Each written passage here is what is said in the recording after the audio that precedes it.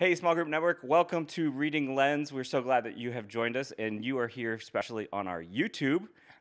So if you haven't already, standard YouTube greeting, right? Go ahead, like and subscribe. Maybe you want to do that later. Just figure out if you trust us, but I think that you're going to really enjoy the content we have. Today is a podcast version that we've recorded video-wise. Sorry about that. And what we do here on Reading Lenzs is I am with a small group point person. And what we do is we break down a book that we have read and talk about how that applies to our own leadership, our lives, and then also how we incorporate that into our ministries. So today's guest that I have with us is Erin Burton from Jersey City, New Jersey. She's from Downtown Community Church. Sorry about that. But welcome, Erin. Thanks, Nick. Good to be here. Cool. So Erin and I go way back.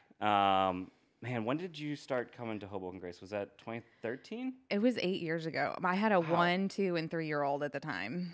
Oh my gosh. I currently have a 3-year-old and an 8-week-old, and 321 is just that boggles my mind. Yeah, But well, I can remember how you probably feel right now. yes. Overwhelmed. So Yep. if that's not coming across. Yep. But awesome. So Erin was a part of our church. Her husband Wayne, who's fantastic, was one of our campus pastors at the time. We were multi-site, and we had a location in Jersey City.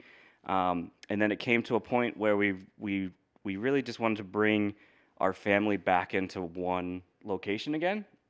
But we really just felt strongly that that Jersey City location could really continue to thrive and be able to understand their context better and be independent. And probably helped because you were called Hoboken Grace and you were meeting in Jersey City, which for those who aren't familiar, Jersey City and Hoboken have a kind of little unnecessary rivalry. It's true. We call it no-boken. Hoboken, oh, Mhm. burn. So how would you describe Jersey City? Well, Jersey City is one of the most densely populated cities in the country, but also the most diverse city in the country.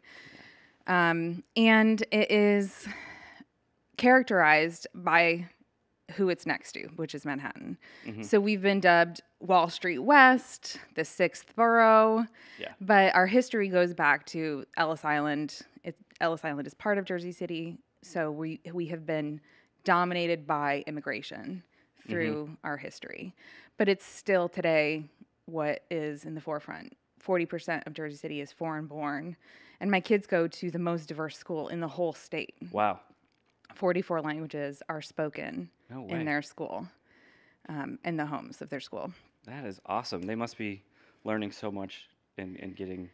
They Yeah, are. so- They celebrate a lot of holidays. Yeah, I went to Temple University, which is in Philadelphia, and that was what was called Diversity University. Because at the time that I was there, I don't even know if it still is. That's how poor of alumni I am. But it was most diverse school, and I remember how much I valued it. I didn't go there for that intentions, but coming out of it, I just valued that so much of getting to learn, about different cultures and getting to learn. Oh, we all don't have the same experiences, and that almost comes into today's book a little bit of we're gonna get to learn about different personalities, introverts and extroverts that we're gonna get into. But before we move on, I just want to ask, what brought you to this area and what made you want to plant in Jersey City? Well, my pastor husband and I, we got married in 2007, and pretty quickly after that decided to move to New York City to be part of what we saw God doing in the church plants in New York. And we just love the city. We love culture, and we had spent most of our early adulthood traveling the world and seeing how God was at work among different people. And so he quit his job, and we moved to New York. And in that process, Wayne was hired by a church, and they asked us to live in Jersey City. We did not know Jersey City even existed prior to that point. Yeah. But moving here, absolutely fell in love with the city in the place. It was 2008, and it was 6 months before the stock market crash in 2008. So kind of walking through that time in Jersey City and seeing, most of our friends lose their jobs that year and how that impacted people who had been so strong and who they thought they were feel so needy. We were gripped by the need of our city. So Wayne also lost his job that year, but we decided to stay because we saw that Jersey City was all the places and the people that we loved around the world. Yeah. They live here. So we stayed, and we wanted to plant a church because we saw our neighborhood changing, but the church in our neighborhood wasn't serving who was actually living in our neighborhood. So we set out on that path, and that's why we launched with Hoboken Grace. Yeah. Man, thanks for sharing that. What would you say is your favorite thing about Downtown Community Church? Well, in one of your recent podcasts, you talked about how Hoboken Grace really is intentional about sending people out. Yeah, we consider ourselves a sending church. We're a sending church as well. And you have no option in the New York, Manhattan area, because it's just such a transient area that, like, if you don't adapt that sending church mentality, and what we mean by that is, people coming to us and trying to send them out better than how we found them. So when they get to your churches, they're ready to go. So that's right. What's frustrating for some of our people is they get to their next church and people don't take them seriously. They're like, "What? You want to serve already? We don't get it." Yes. So we should just maybe send them with a letter of recommendation. Yeah, that's a good idea. We live in a hyper transient neighborhood, and it is urban. And it's 2 years is a long time for someone to be part of our church. Yeah. So today you chose a book all about introverts. So we're going to be talking about the book Quiet. And why is this book personal to you? Well, I am an introvert. Okay. That actually surprised me. Before we got started, I told her I had to ask the question because I wasn't sure. So you then fake being an extrovert quite well. Well, thank you. But I should let you answer the question. How is this personal to you? Right. I am an introvert who acts like an extrovert because I care deeply about people. Mm-hmm. And I love people and I love the church. And so I save my energy for being around people and use it up when I'm around people. But my husband's an extrovert. So I obviously understand that there's a lot of differences between people's personalities and how they play out in ministry. But I think that, some of the introverted traits that I bring to our ministry are being able to sit down with someone without needing to feel like I should be off doing something else and really hear their heart and engage with people on a deep level. Not that extroverts wouldn't do that. And this is why Erin also made such an excellent... So Erin was actually a coach of mine back in the day when she was a part of Hoboken Grace. And it was really awesome that she got to be a part of... Our coaches at the time were part of our core team. And it was awesome to be able to get to send her out and for her to get to go start groups over at Jersey City and get those going and rolling. And I also love that they also do what we had over here, which is called dinner groups, which is because just that's how people meet in this area is really, a lot of their meetings take place over meals. And so we decided to gather around doing our conversations around dinner, which has been pretty successful until, COVID hits and really wipes out doing dinners. But, for us, like the adjustment to online's gone all right. But I think we've started to venture into that Zoom fatigue that I think is coming around to a lot of people. But yeah, for sure. So, and while I'm talking about core team, sorry to put this little nugget in here. So the lobby is actually going to be moving online this year in February. And there's some breakouts. I'm specifically doing a breakout on how to develop a core team. So one of the things I was talking about, Erin used to be a part of my core team. And specifically, I'm going to be teaching you how we do that with volunteers and people in your church. You have people in your church that want to help your ministry be successful. And so we'll talk about how you identify them, what kind of roles you give them, and how to manage those tensions, which should be pretty good. But in addition to that, we have some really great speakers, and we are trying our best to make this online lobby as personal as possible. One of the things that is challenging about these online conferences is, like, I don't know if you're like me, but when you go to an online conference, I feel like I don't ever go because I'm like, I'm just going to watch it later.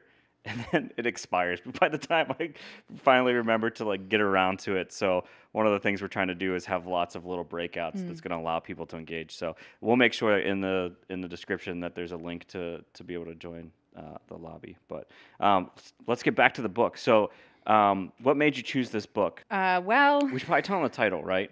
So the title Yes. is Quiet, The Power of Introverts in a World That Can't Stopping by Susan Cain. Another great, we have a running trend on this podcast of each book has a phenomenal subtitle, and this one like really just jumps out. Power of Introverts in a World That Can't Stop Talking. So what made you choose this book? Great well, job. I love this book. I love reading about psychology. That's what I studied in college. Okay, I cool. love when people write books that are based on facts, that they've gone out and done a ton of research, that it's not just their opinion. So I like that part of the book, but I think it can put some good handles on our differences. We see differences in ministry, and I think we can be easily frustrated when people don't conform to how we need them to be. And I think that understanding differences is always a great option to help us with that frustration. Yeah, I also really enjoyed about this book. The research side of it was great. This book is definitely academic, but not too much that you can't read it. Like, you know those academic books where you're just like, oh my God, who are you trying to write this book for? Like, it was super helpful in that. And I didn't get to share this earlier. I am an extreme extrovert. Like, I feel alone even when I'm with my family. Like the fact that I like need to get out, get to see people, and like I think my wife is also an extrovert. So when we get to a party, it's actually pretty nice. Like we just break off and then just go work the entire room until we end up back together. And it's like, all right, must be time to go home then. Like, but my wife and I just love that small talk and having people over, those kind of things. So this was really good for me to get to learn more about this, and like it also makes me really think of the people that I know in my own ministries that are introverted, and I have a few that are just superstars.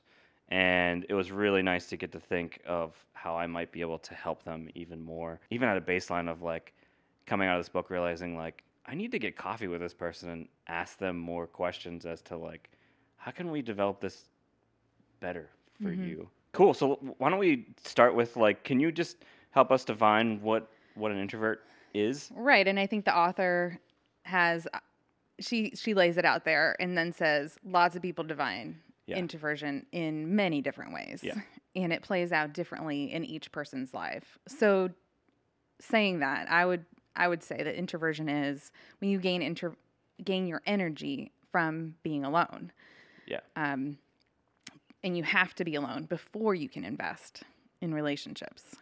That introverts like to develop a few relationships, and they can often find them off to the side of a party, not working the room like you and Erica, but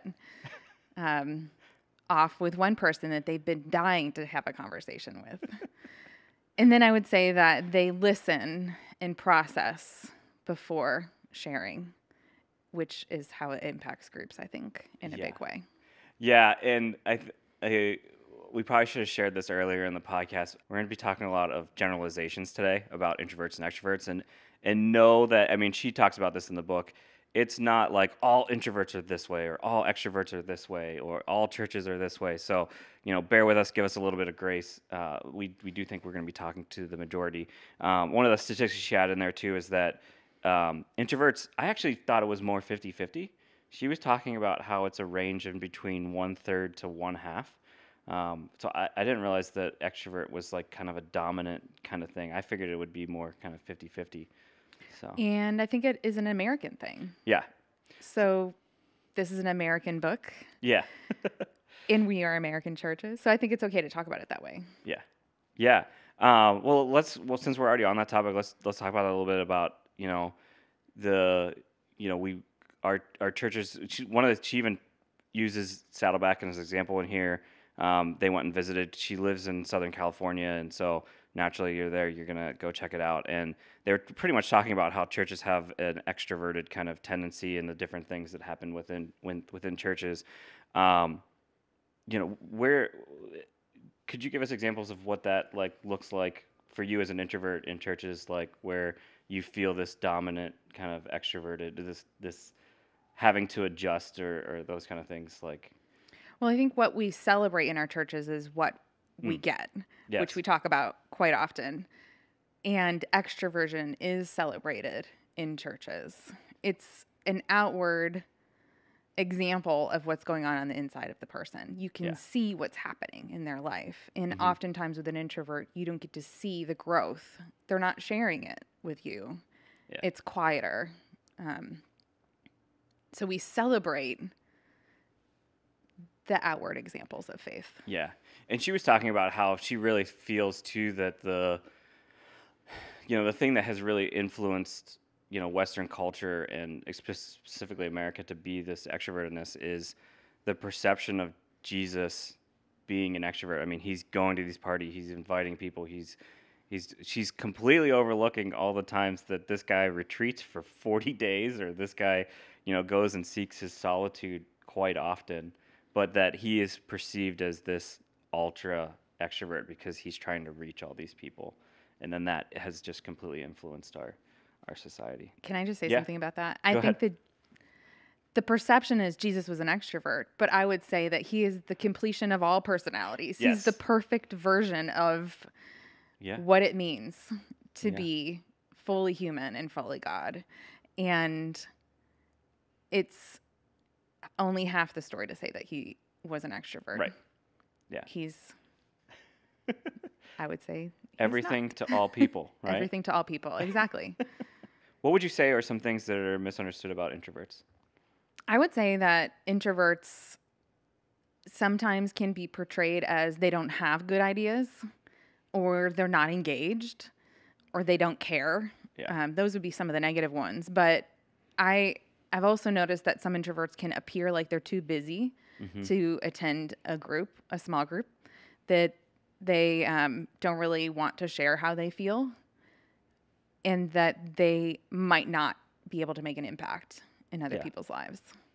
Yeah, and I think why don't we just talk about how that, those misunderstandings then play out inside group and things like that, because I think sometimes we think that, they're being shy, like they're not a part of the group, or, they don't want to hang out with us all the time on the weekends, like these kind of things. Like I think things where like they're just not that interested.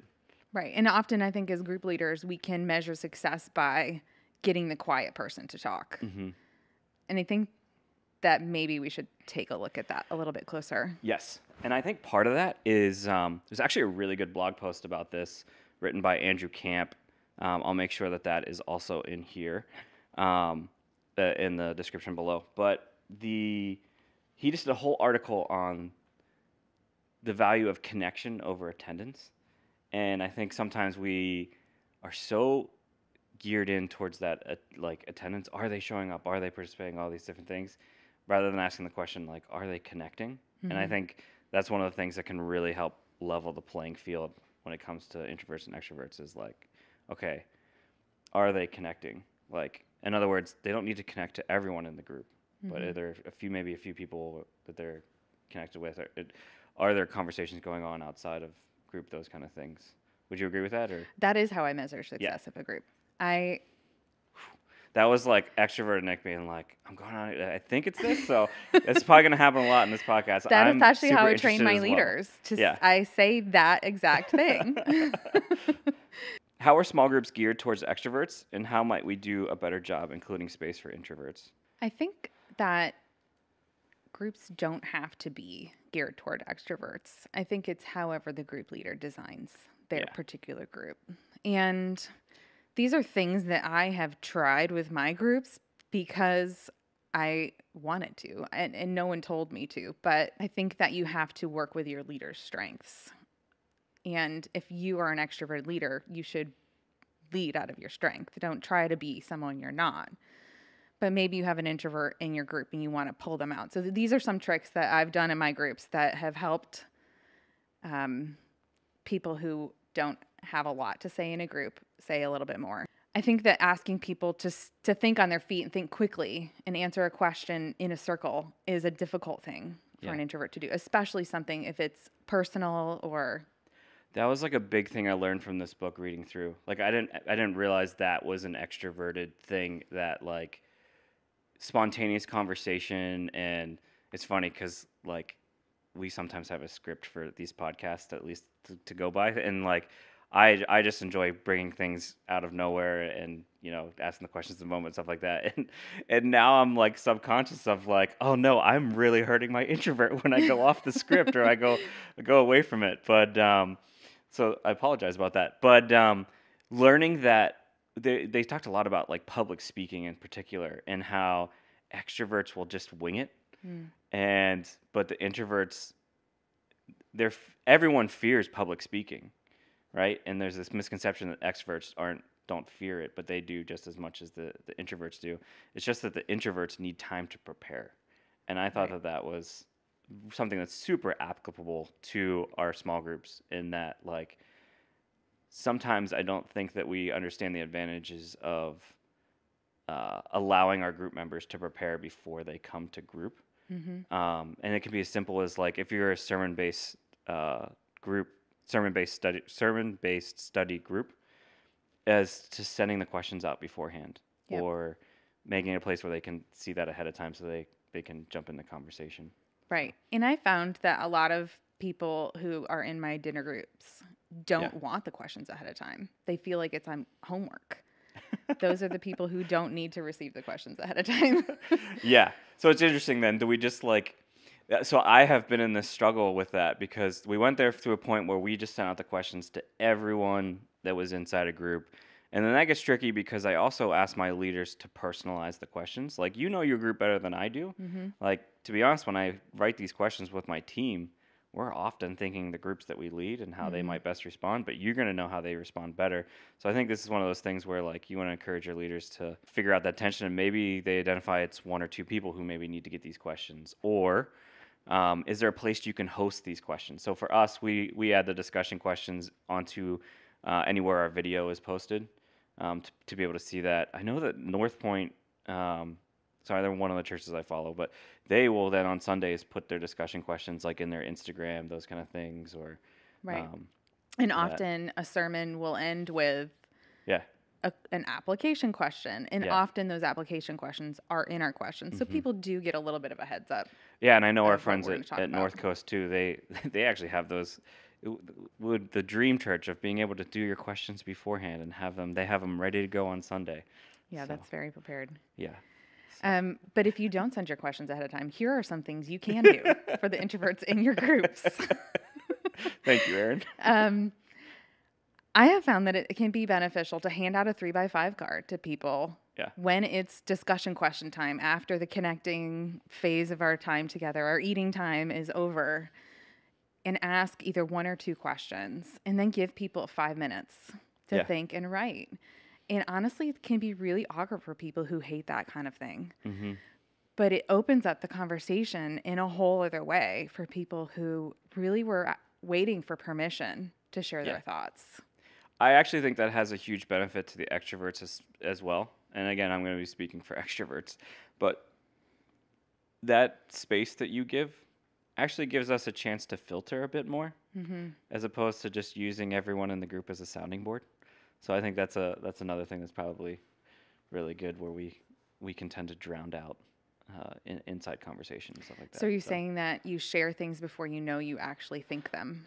Oh, I share things I don't even know that I agree with. Mm-hmm. You know, sometimes I'll cover it up with like, if this is a bad idea, we'll just throw it away, kind of Mm-hmm. thing. But yeah, that's definitely And where I would think about it for a week or so Yes. before I say anything. Yes, exactly. Okay. Another thing you can do if you're not into 3x5 cards is ask a question and have people turn to their neighbor, or break people up in groups of 3 if Yes. 2 feels too intimidating. And if you want to keep the group cohesive and not just have people pair off, you could ask a question and do that, and then the next question have them pair off with a different person. And her research actually backed this up inside the book. This is on page 88 if you have the book as well. It says, some 40 years of research, the research has came to the same startling conclusion. Studies have shown that performance gets worse as group size increases. Groups of 9 generate fewer and poorer ideas compared to groups of 6, which do worse than groups of 4. And what she was talking about was the research was around brainstorming sessions, but I think it's interesting hearing that as well when it comes to small groups, because one of the other things that I know, it wasn't in her book, but I know about corporate meetings, is that as soon as you have more than 8 people inside a meeting, it turns from it being a kind of conversation bouncing off each other and being kind of organic to, I gotta get my point in because I'm not going to be able to. It turns into points as opposed to conversations, which is something as our small groups that we don't want to see as well. So it's like helping our groups stay smaller is beneficial as well. But like you're talking about with introverts, even going smaller than that and getting down to 2 and 3. And I know that's super beneficial in my own group when it comes to prayer, the amount that they can share and the intimacy of that as well, Right. Being beneficial. So I like the conversation about the brainstorming because I think that small groups can actually be derailed yeah, by our version of what the brainstorming session is, which is thinking of ways to apply a certain truth to our lives. yeah, That if you don't have someone who can be in your group pulling things back to where our source of truth comes from, it's so easy to be down that road of we're all doing something that's not biblical with our lives now. yeah, We can lead each other in a bad direction unless we have yeah. someone pulling us back. And one thing I think I'm going to implement from this as well that is really interesting. So Erin and I both of our groups have this DNA of our small groups host social events throughout the year, and I've never been able to we've been trying to figure out how do we get better ideas to come out of this. And I already knew that one of the things that's been a struggle for them is when they try to think of it as a group, as opposed to having a small group of people or even 1 or 2 people come up with 3 ideas and bring it to the group that they talk about. The groups that try to come up with an idea collectively always end up with the most vanilla idea or end up with an idea that just doesn't work, or they get disappointed because I thought we agreed on this, and it was more like, I just wanted to move on in the conversation, so I said yes, kind really of thing. And I think that's that may be a better way to get those better ideas and outside of a group is, and I think that introverts would do just as well creating those social events, especially when they give time. There was a really big highlight in the book of just talking about how introverts need that space. Actually, they were talking about how extroverts need it as well. They think that they don't need it, but because it's one of the downfalls of a open office environment is getting that solitude time to get in some deep work inside of that. So Right. So besides paring down and groups being smaller, anything else that would be helpful for groups that would really help and assist introverts? I think there's just regular tricks Yeah. that all group leaders should do. Sit across from the quietest person. Whoever's the quietest needs your eye contact. Whoever is the most talkative does not need your eye contact. They will speak no matter what. Sit next to them. I think that we can ask people, like you said, sending questions ahead of time to everybody sometimes can work, sometimes can't work. If you know that you have a super thoughtful person who is growing in a certain way and you would love them to share that in your group, you can ask them ahead of time to talk about it. You can invite them to come 5 minutes early, 10 minutes early before your group starts. And you can actually talk about that question with them the 10 minutes before your group starts and then say, would you be willing to share this tonight? I think people could really benefit from hearing this from you. Yeah. And one of the things I also teach, in case it's not obvious, that if you ask someone to do something like that, always follow up with them afterwards and thank them and affirm them. Obviously be honest about it, but it's so helpful when they get it on the other side. Because often when we're asking them to do these things, it's not because we want something from them. Right. We want something for them. And I think that was another thing inside the book that was really helpful too, was talking about how introverted leaders do a really great job of leading extroverts, and extrovert leaders can do a really good job of leading introverts. And I thought that was pretty interesting, talking about how the yin and the yang of that, of the introverted leader being able to help extroverted people think deeper, do more thought ahead of time, those kind of things. And then the extroverted leader trying to pull the introverts a little bit further, like outside of the comfort zone in a healthy way that I thought was really interesting. So, we've covered a lot of small groups, and I think that we've talked a lot about how this applies like outside of COVID times, right? And now that we're in like month 7 of this, or 8 or 9, I don't even know where we're at anymore, but it almost feels like we're never going to get to the other side of it. But what does this then look like inside of the online groups? I think it can be challenging to have conversations in a Zoom meeting that are kind of everybody is all in on the conversation. Yeah. And they can be more of a corporate feel to them where one person is in charge and facilitating the conversation. I think that it takes a lot more calling people out in that setting. I haven't found a way for that to be successful. Have you? I only can know how my group is doing on this one, which is really challenging. But I have found that I just have to call on people more. And I've been leading online connection events as well. And my strength and strength finders, talk about another personality thing. I'm a connector. And so part of my like small talk conversation is I'm actually trying to help them find someone that they're going to connect well to. And so inside that process, like I'm constantly trying to link things together, but I notice I have to call out like, hey, what do you think about this? And I actually, one of the things I really love about the online environment is getting to see everyone's face at the same time so that I can get those cues much easier. Yeah. But I do find that like inside my own group, the extroverts are the first ones to jump in on those kind of questions. And I'm always, the introverts are the last 2 to go, always. And I never know whether I need to move on to the next question or whether I need to call them out to say, Yep. hey, what I've do you had a think about similar this? experience of not knowing, are they wanting to share or do they want me to move on? I have found the only thing that I have found to be successful in helping this is the personal chat on the side where you're not chatting everybody. You just chat the one introvert. Hey, do you want to share about your mom who had that thing happen? We'd all love to hear about that if you're willing to. Wow. So if you can chat one person in a way that your group doesn't see you not engaging, that's one thing that's worked. Awesome. Okay, so then the next thing I'd like to talk about is, connecting introverts into a group. So they haven't yet found their group. What are some of the best practices you've found around assimilating someone into a group that's an introvert? Well, I think that a personal invite from a friend is still the greatest way to get anyone in a group. And second to that would be meeting somebody on a Sunday who is a group leader and connecting them. You and I both love to connect people. And there's this culture of our gatherings where we at the end connect people to each other. So I would say that that would be the second way. And then if someone just does a cold sign up online, it could be a little bit more challenging because you don't really know anything about them. Yeah, as soon as like this question came out of my mouth, I was like, you have no idea whether they're introvert or extrovert anyways. Right. So I'm just trying to think, what are some of those ways?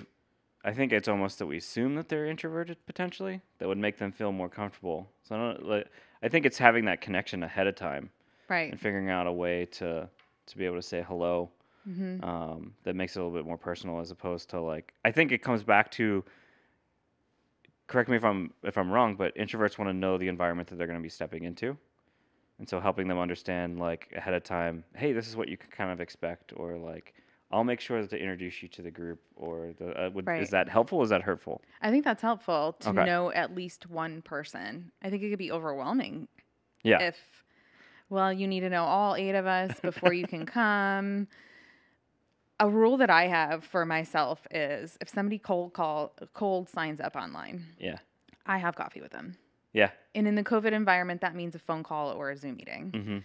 That we are still at a size where I can do that with everyone who signs up. Yeah. I want them to know what our groups are, what they're not. I want to get to know them a little bit. Yeah. And make them feel that being part of one of our groups is actually them serving our church too. It's not just about what they can get, but it's about how they can serve and love other people. Yeah, that's great. Anything we need to know about introverted leaders? I think introverted leaders can work outside their capacity for only so long. Interesting. That they will, in purpose of a mission, do whatever it takes. Yeah. Until they can't do it anymore.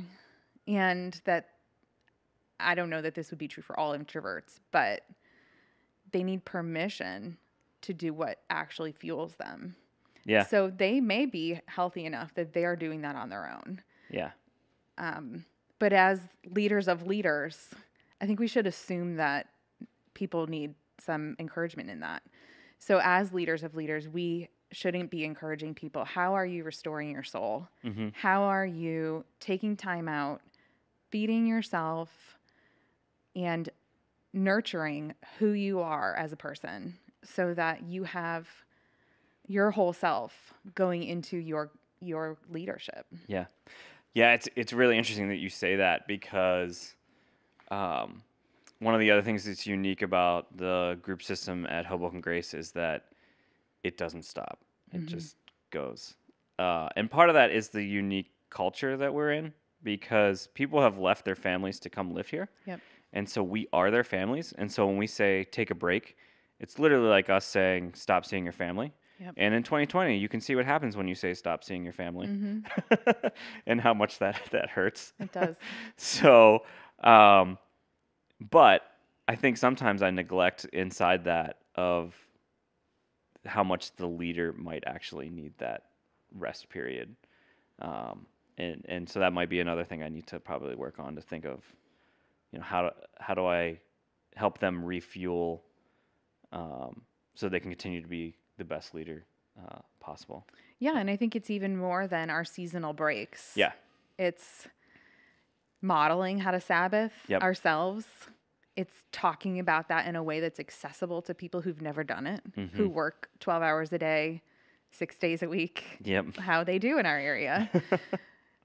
What does rest look like for them? And then they're supposed to also take on their own spiritual formation.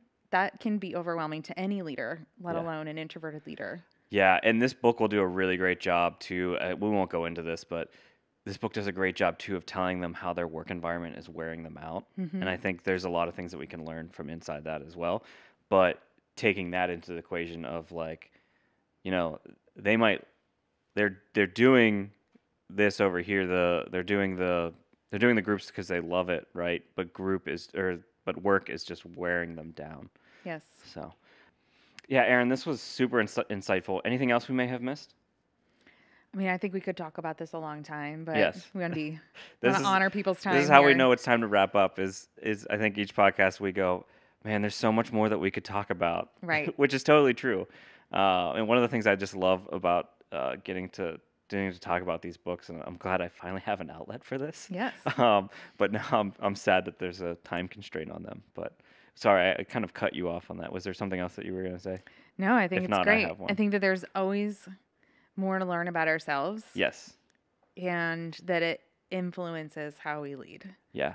I think one other thing that I wanted to talk about that I really enjoyed from this book, and she chalked this up to an introvert thing, and I think it applies to us all. And it's interesting because it's been a theme in all of the kind of books that we've read. I know it was in Tribe. I know it was in Extreme Ownership. But she talks about how much introverts need to know what their purpose and role is on a team because they can't avoid not being on teams. They can't just go at it alone. But I do think as small group point people, I almost think that that's like our purpose is helping other people identify and find their purposes. And just also like, I know it's annoying, at least for myself, but like coming up with those role descriptions for your team members and those kind of things can be kind of challenging, but it's so helpful for them to know like, okay, this is my role in this team. And I just thought that was super helpful to like, here it is again. So it'll be interesting to see if it comes up in the next book. But okay, let's move on to our lightning round. What is another book that you've read recently that's had an impact on your leadership? The Power of Proximity. Yeah. And in my city, every neighborhood has a totally different vibe. And The people who live in our neighborhood where our church meets are completely different from the majority of the rest of the city. And it has been eye-opening for me to think through how to mobilize people to care outside of the 4 blocks that they live in, Mm-hmm. and how they can have an influence on all of the city and the needs that they see, and use their wealth, their capacity to look outside themselves Yeah. and leave a legacy beyond the 2 years that they live here. Mm-hmm. That sounds awesome. Does that also have a great subtitle? These always have good It subtitles. does. The subtitle is Moving Beyond Awareness to Action. Oh, It's saying don't be a slacktivist. yeah.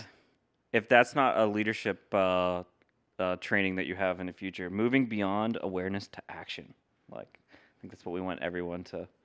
Our goals of our groups. We don't just want you to talk about it and be aware of it. We want you to actually become these things that we're talking about and take a step of faith. So, Yep. And then what's one book you're looking forward to?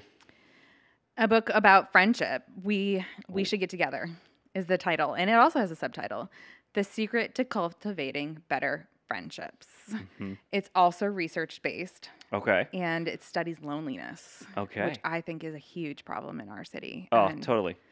World. Exactly. I mean, we talked about with Tommy on the last episode. Like, that's Mm-hmm. how we came to talk about training our group members to be group members. One of the things Tommy does is he tries to teach them how to be friends. Yeah. So, And I think that we don't know how to be friends with people that we don't naturally have yes. an affinity for or a proximity to. Yeah. Well, that sounds like one I'm probably going to need to add to my shelf as well, and definitely call you up for coffee once I finish that as well. So. Sounds good. I'm Nick Lenzi, and I want to thank you for being with us today on Reading Lens. We're going to be back next month with Daniel Thomas from Community Church of Mountain City. Sorry, I had to look at that reference. In Mountain City, Tennessee, we're going to be doing the book Creativity, Inc., which is all about the Pixar company that is highly recommended. So we're looking forward to doing that. Also has another killer subtitle. Let me get it right. It says, Overcoming the Unseen Forces That Stand in the Way of True Inspiration. So if you want to read along with us, you can get that head start. And then I also want to encourage you next week, come back. We're going to be having another Group Talk United. We do this once a quarter. And this is where we have Bill, Steve, Carolyn, myself, along with Jason and Derek, to talk about what's currently going on inside our areas with the whole gang. And we're going to wrap up the year, which will be fantastic. So you're not going to want to miss that. Remember, leaders are readers. Take care, everyone.